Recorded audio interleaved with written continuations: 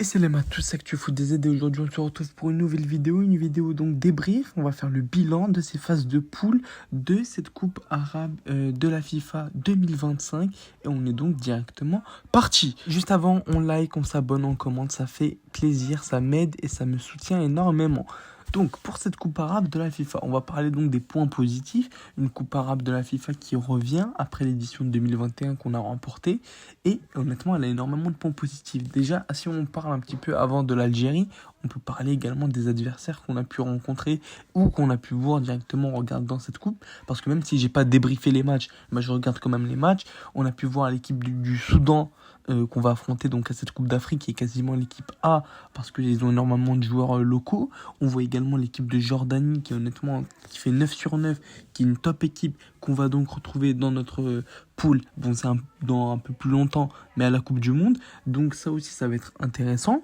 Maintenant, si on parle de l'Algérie, si on fait un bilan de ces phases de poule, on a vu que l'Algérie a fait 7 points sur 9 avec 2 victoires et un match nul contre le Soudan, une victoire 5-1 contre le Bahreïn et une victoire 2-0 face à l'Irak. Donc franchement, on trouve une équipe d'Algérie très en forme, que ce soit offensivement ou bien dans la solidité. Dans les points forts, forcément, je mettrai Boulbina et Berkane, parce que oui, c'est la jeunesse qu'on aimerait voir. Ils se sont annoncés comme peut-être le futur grand duo de l'équipe nationale, et j'espère de l'équipe A tout court pour cette équipe nationale, comme le ferait Belaïli ou bien Bounedjah. Maintenant, on continue dans les performances individuelles. On vient retrouver Victor Lekhal qui est aux portes de cette défense-là en tant que numéro 6. Et franchement, il fait un bien fou pour cette équipe-là. Il a clairement le niveau pour jouer en équipe nationale tout court avec les meilleurs joueurs. Parce que même si on sait que dans ce milieu de terrain, on a énormément de personnes, est-ce qu'on n'a pas certaines incertitudes? Moi, je vous dis que oui.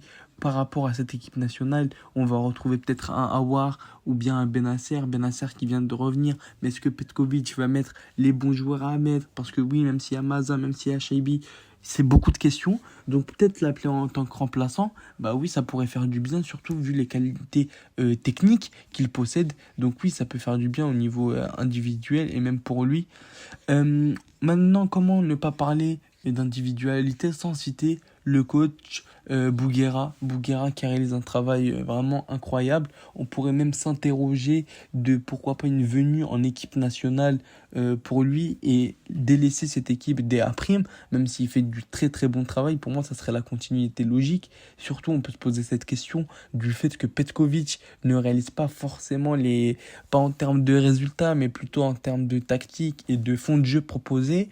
Est-ce que ça ne serait pas mieux d'avoir un coach plus local et essayer, et surtout que ça serait mérité, dû à sa victoire en Coupe arabe 2021, dû au CHAN qu'il fait, dû également à cette Coupe arabe où pour le moment jusqu'aux phases de poule, il réalise de très très bons résultats, à voir ce que cela va donner par la suite également.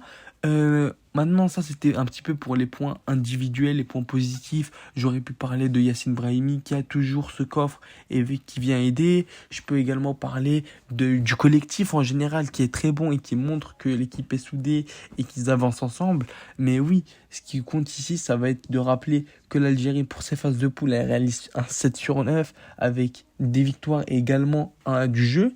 Donc oui, ça va être intéressant. Mais maintenant, si on décide de s'interroger sur la suite de cette compétition, car oui, l'Algérie est donc qualifiée pour les quarts de finale, et bien pour les quarts de finale, elle va donc retrouver les Émirats Arabes Unis, Dubaï à peu près, et une rencontre que normalement l'Algérie devrait gagner. Les Émirats Arabes Unis qui ont un peu plus de mal dans cette compétition.